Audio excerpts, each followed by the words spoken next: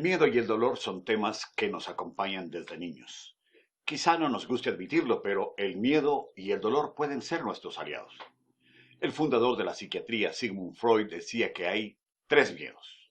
Uno frente a lo concreto, o lo real, como el fuego, la violencia, un terremoto. Otro, el miedo neurótico, que se refiere a cosas que no son reales, que existen solo en nuestra mente. Y finalmente, el miedo moral, cuando nos angustiamos por no dar la talla frente a las exigencias de la vida, sea de la naturaleza que sea. Quien conoce la Biblia sabe que hay respuesta para estas tres clases de miedo en las Escrituras. Muchas personas llegan a la edad adulta y no se dan cuenta que nunca aprendieron a relacionarse adecuadamente con el miedo y el dolor. En este momento, en el mundo, hay pacientes con miedo, gobernantes con temores, ciudades con pavor, hay naciones enteras con miedo. Estamos en medio de una crisis de dolor, luto, pérdida, lágrimas. Es que también hay familias con dolor por haber perdido a un ser querido. Miles de familias alrededor del mundo guardan luto. Ayer nos enteramos que un amigo que trabajaba en nuestro edificio se sintió mal hace unas 3 semanas, se desapareció y nos enteramos que estaba encerrado en un hospital público y ahí falleció la madrugada del día de ayer. Nos entristece haberle perdido. Uno de los temores del que Freud habló muy indirectamente es del temor a Dios. Para empezar, lo que sabemos del temor a Dios es que no es lo mismo que el miedo, no es lo mismo que el luto, no es lo mismo que una pérdida, tampoco es el anhelado ser superior o papá imaginario que nos proteja, como escribió Freud en su obra El futuro de una ilusión en 1927. ¿Qué es realmente el temor a Dios? El temor a Dios es el asombro ante su majestad, su gloria y su poder. Pero el temor a Dios se traduce a cosas muy prácticas. Por eso el libro de Proverbios dice que el principio de la sabiduría es el temor de Jehová. Y luego el resto del libro nos habla de la sabiduría de manera muy práctica. Una sabiduría que distingue entre el bien y el mal y que sirve para hacer el bien al prójimo fundado en una razón.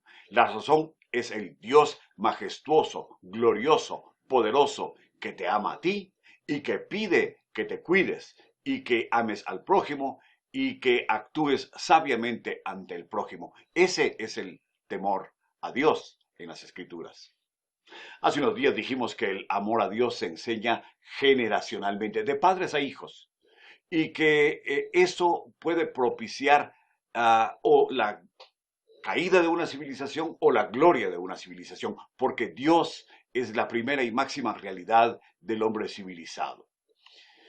Hoy queremos enseñar qué le pasa al mundo, qué le pasa a una nación, a una civilización que sabe del miedo, pero que no sabe del temor a Dios. Yo le invito a que abra su Biblia conmigo a el libro de Lamentaciones, capítulo 1. ¿De qué nos habla este capítulo de la Escritura? Lo vamos a ver juntos, pero si tuviésemos que decirlo de una sola sentada, probablemente diríamos que cuando te visita el dolor, significa que no entendiste el temor a Dios. Cuando te visita el dolor es que probablemente no entendiste el temor a Dios. De eso nos habla el capítulo 1. Vamos a verlo. Mire, en primer lugar, versículos 1 al 4, cuando Dios quita lo que te daba hermosura, es que no tuviste el temor de Dios o no entendiste el temor a Dios. Aquí el autor es Jeremías, se lamenta por una tragedia nacional, pero su lamento es poético, personifica a la ciudad como la origen, como la que origina el lamento. La ciudad perdió su esencia, que era el templo, el centro de adoración a Dios. Ha quedado sin funciones el sacerdocio. La promesa de la tierra se ha evaporado. El linaje de reyes davídicos ya no está más. Está ahora en la cautividad. Así que sin templos, sin muros, sin gente, la ciudad está en ruinas. Esto es lo que sucede cuando una sociedad no teme a Dios. Mira los versículos 1 al 4. Así desaparece lo que te daba hermosura, incluso lo que te daba, diríamos, orgullo. ¿Cómo está solitaria la ciudad populosa? Populosa se refiere al bullicio de mercados y a la risa de la gente que puebla cada esquina con su presencia. Grande entre las naciones, es la capital de Jerusalén, es la señora de provincias. Recuerde, poéticamente es la que está hablando, según el poeta Jeremías. Pero ahora cambió el escenario. Ella misma llora en la noche. Se habla de que sus amantes y amigos son ahora sus enemigos. Ella misma reconoce que sus ex socios en la desobediencia a Dios están muy lejos de ella. Y mira el versículo 3, lo dice ya sin eufemismos. Judá ha caído en cautiverio y se encuentra ahora en aflicción y en servidumbre. Dios era su escudo, Dios era su refugio, pero en lugar de eso trató de encontrar descanso, alegría en la competencia con otras ciudades, en vez de confiar en Dios. De modo que sus calles ahora están llenas de luto, vacías. El pueblo desapareció, marchando en hordas a la cautividad. Sus sacerdotes que mintieron tantas veces, les ministraron mentiras diciéndoles lo que querían oír, ahora gimen. Sus ciudades fueron violentadas por el enemigo.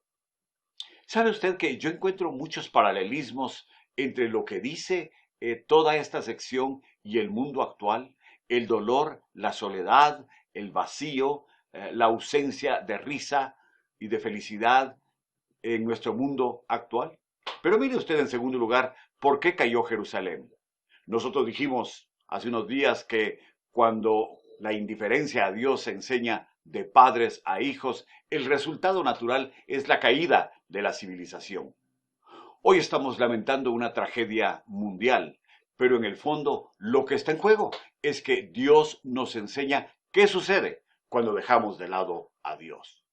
Judá dejó de andar en el camino de la sabiduría, y de igual manera el mundo en el que vivimos es un mundo lleno de miedo.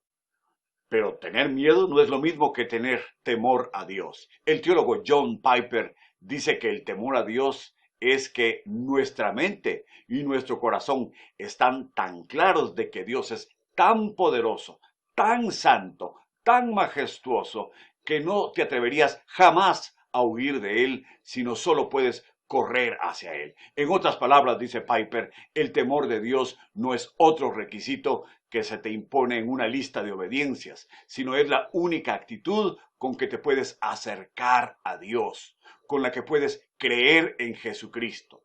Vienes a Él con reverencia, con humildad, con un corazón contrito y humillado, con temor y temblor, como diría Pablo, de que no puedes apartarte de Él, porque aparte de Él solo encontrarás tu destrucción lejos de Él.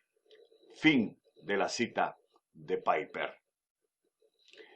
La gente no tuvo temor alguno al abandonar al Señor, y eso es lo que describen los versículos 1 al 4.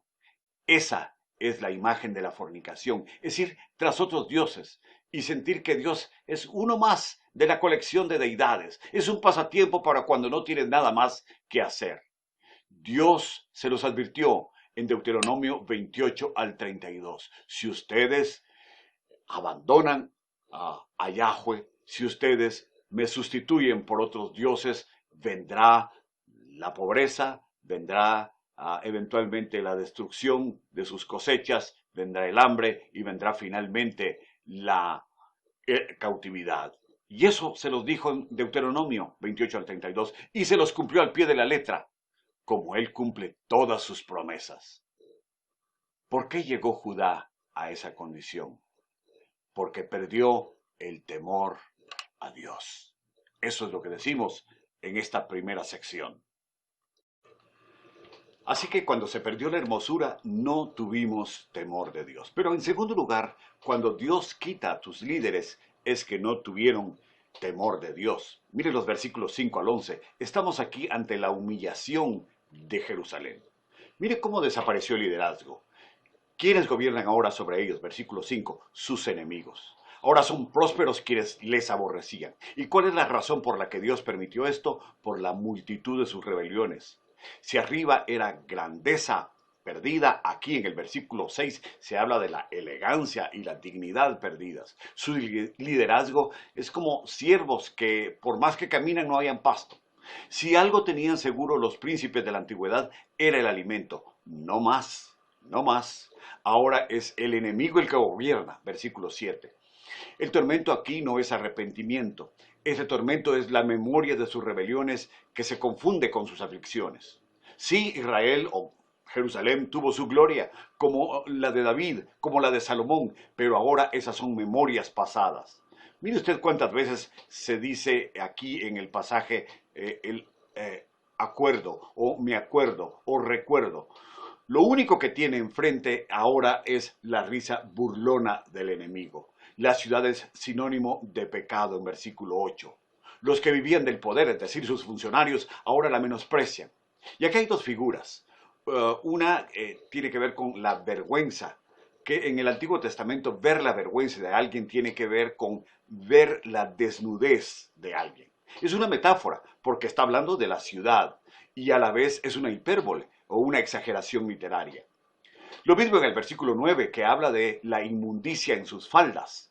Jerusalén ha usado el templo para llevar ahí a otros dioses. Así dice Ezequiel en los capítulos 10 y 11. Esas son sus fornicaciones religiosas que manchan sus faldas. En fin, Jerusalén clama a Dios, pero no es arrepentimiento, solo es tormento. El versículo 10 es la memoria de lo que dice Ezequiel 10 y 11. Los dioses paganos tienen un sitio de adoración en el templo de Jerusalén. Me pregunto, ¿qué piensa usted? ¿Tenía razón Dios en permitirles cosechar lo que ellos cultivaron? El versículo 11 muestra que la degradación humana no tiene fin y que por un pan un ser humano sacrifica lo impensable. De nuevo, como en 9, dice, mira cómo estoy abatida. Se llama tormento, pero no arrepentimiento. Y cuando estamos a punto de señalar a Jerusalén como culpable y decir, sí, qué bárbaros, ¿cómo pudieron hacer eso? Tenemos que revisar nuestra propia conciencia, porque Dios aquí, por medio de este pasaje, nos está recordando qué es lo que nosotros somos y qué es lo que nosotros hacemos. ¿Por qué fue humillada Jerusalén en cuanto a su liderazgo?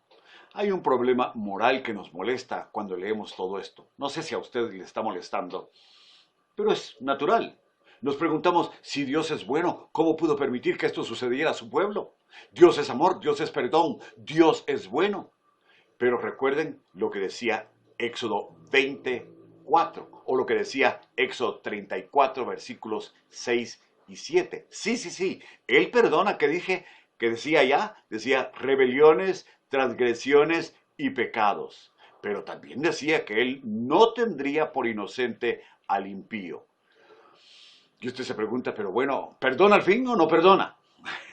Y aquí está la respuesta, sencilla y profunda a la vez. Sí, Él perdona rebeliones, transgresiones y pecados, pero a través del sistema sacrificial como Él se los había ordenado en el Antiguo Testamento. No es con palabras mágicas, es presentar sacrificios con fe como lo instruía la ley. Y esto es precisamente lo que ellos abandonaron. Abandonaron la ley, abandonaron la instrucción de Dios. Así es como Dios perdona. Y eso era lo que el pueblo no quería hacer.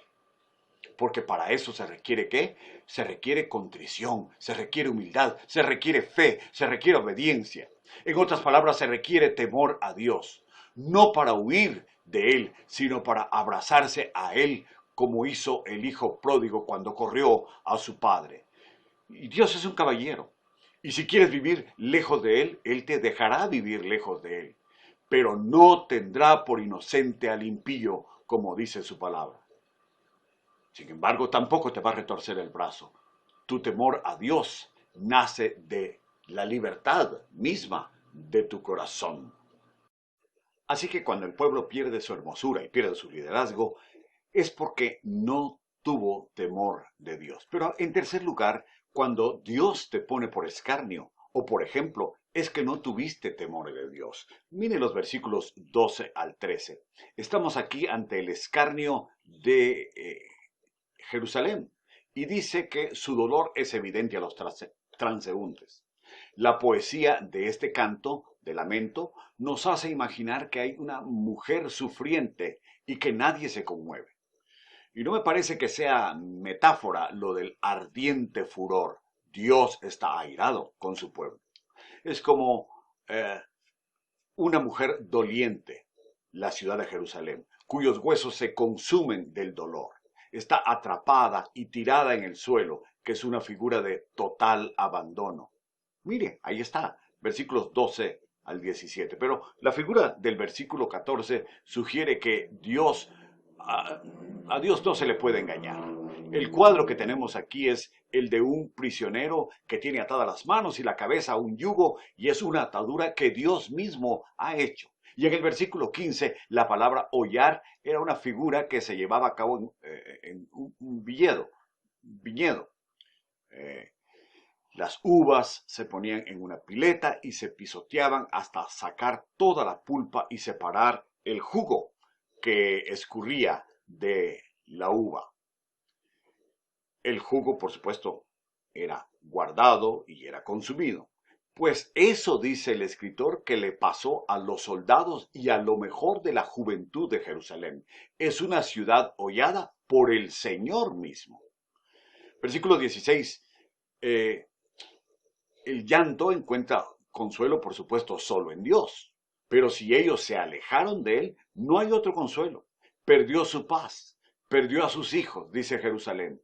Por ello, ahora extiende sus manos, versículo 17, en busca de ayuda y clemencia, pero solo encuentra enemistad y odio. ¿Por qué fue Jerusalén puesta a escarnio o de ejemplo? Jehová Dios dio mandamiento de que así fuera. Mire usted cuántas veces se menciona el nombre o se alude a Dios en este capítulo. 9 veces en 22 versículos. ¿Qué significa eso? Que el actor principal de este capítulo es la desobediencia del pueblo de Israel. No es Dios haciendo, sino Dios permitiendo que el pueblo tome lo que prefirió. ¿Y qué escogió el pueblo? El pueblo escogió dioses paganos y de ahí hizo el mal al prójimo, como dicen Amós, Miqueas, Sofonías. El mundo hoy ha escogido hacer cosas muy prácticas para ejercitar el mal. A nosotros nos sorprende la pandemia, pero no sé qué piensa usted de todo este mal que vemos aquí en el caso de Israel. Es una relación maltrecha entre Dios e Israel. ¿A qué se debió? Se debió a esto que acabamos de explicar. Pero nosotros en nuestro día tenemos el eje Hollywood-New York, y ahí tiene usted movimientos activos para promover cabildeo en favor de la pedofilia, en favor del aborto y la descalificación del sexo en el niño recién nacido para que él escoja su género más tarde. ¿De veras le sorprende a usted la pandemia? A mí no me sorprende mucho. El mundo está puesto a escarnio porque a lo malo le llama bueno y a lo bueno le llama malo, y Dios no está de acuerdo con eso.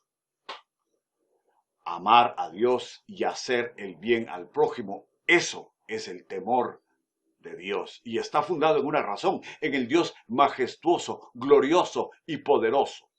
Ese Dios que te ama a ti y es el Dios que te redime y te rescata. Pero recuerda, eso depende de que quieras ser rescatado por Dios.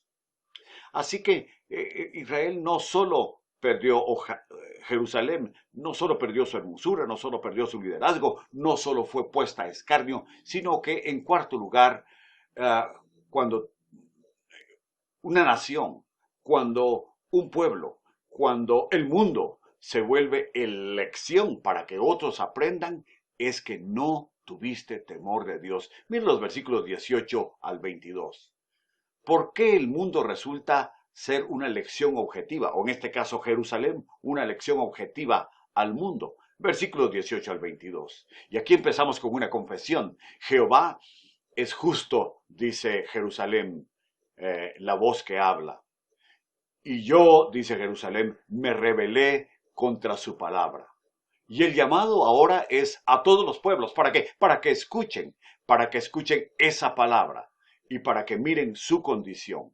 El ejemplo está para ser visto a varios niveles. En primer lugar, lo que pasa a la ciudad, o pasó a la ciudad, versículo 18. Lo que pasó a su liderazgo, versículo 19. Lo que sucede cuando la muerte pisotea una ciudad, versículo 20. Y lo que sucede cuando se cumple el juicio que Dios anuncia, versículo 21. Pero mire qué irónico, no solo eso, también lo que sucederá con los que son ejecutores del juicio o del mal que Dios usa como castigo, versículo 22. ¿Por qué estamos para aprender de Jerusalén? Recuerda lo que dijimos al principio. Dios usó a Israel para comunicarnos las más grandes lecciones. Por ejemplo, que el temor a Dios es el asombro ante su majestad, ante su gloria y su poder. Pero que el temor a Dios se traduce realmente a hacer cosas prácticas. Por eso el libro de Proverbios dice que el principio de la sabiduría es el temor de Jehová y luego nos da una larga lista de lecciones en donde se distingue entre el bien y el mal, entre la tontería, la fatuidad y la sabiduría, y nos sirve para hacer el bien al prójimo fundado en esa razón, en que Él es el Dios majestuoso, glorioso, poderoso, que te ama a ti y que pide que te cuides y que ames al prójimo y que actúes sabiendo que el prójimo es objeto del amor de Dios. Todo eso es lo que olvidó Jerusalén. Y por eso Dios aquí en Lamentaciones, capítulo 1, la pone como lección objetiva de lo que debes hacer. Muy bien, ¿qué hemos aprendido de todo esto? Cuando te visita el dolor, significa que no entendiste el temor a Dios. Y yo creo que eso exactamente es lo que está pasando en el mundo hoy. Hay una historia que me contó un compañero, profesor de la universidad, y se trata de un hombre que buscaba empleo y no encontraba por ningún lado. Al final veo el anuncio de un circo que decía, con urgencia se contrata gente. Llegó al contratista y el contratista le dijo, mire, tenemos una escasez de monos. Su trabajo consistirá en ponerse un traje de mono, simularse al mono, divertir a la gente, cambiarse de un árbol a otro, comerse las bananas y maníes que la gente le tire. Dijo él, bueno, suena fácil. Pero tras 3 o 4 horas de estar en esas y ya cuando había tomado cierta confianza a los árboles, sucedió lo inesperado. Dio un mal paso y cayó en la jaula de los leones. Asustado, este hombre mono empezó a gritar, ¡auxilio, auxilio! ¡Alguien que me ayude! Y el león se acercó y le dijo, si no te callas, los dos vamos a quedar sin empleo. Esto es el ser humano hoy. El ser humano pretende ser lo que no es. Pretende ser religioso sin conocer a Dios. Pretende ser filósofo sin conocer al autor de la sabiduría y del temor a Dios. Pretende ser moral sin conocer al autor de su propia conciencia. Pretende ser científico sin conocer al autor de las galaxias y de todo el firmamento. Y cuando finalmente cae en la cuenta de lo mal que lo está haciendo, pide ayuda a otro ser humano que está en las mismas condiciones que él. Por eso el teólogo John Piper dijo, sé conocido por ser radicalmente bíblico, no seas cobarde. Esto quiere decir que hoy le estamos hablando a un mundo y en especial a una iglesia miedosa, avergonzada y cómoda. Y cada uno de nosotros necesita presentarse ante el Señor para que nos saque de esta triste condición, porque el Señor es lo único que puede prevenirte del dolor y de la destrucción de nuestra civilización. Este es el momento para examinarnos, a ver si tenemos miedo, si tenemos vergüenza o si estamos extremadamente cómodos, porque eso significa que no hemos atendido al temor del Señor. Oremos. Cierre sus ojos. Yo le invito a hacer una corta oración desde lo más profundo de su corazón. Son palabras de Jesús en en Marcos 12:30. Repita conmigo. Señor, hacemos nuestras tus palabras que dicen, el Señor nuestro Dios, el Señor uno es. Y amarás al Señor tu Dios con todo tu corazón, con toda tu alma, con toda tu mente y con todas tus fuerzas. Señor, ayúdanos a hacer justamente eso. Lo pedimos en el nombre de Jesús. Amén. Amén.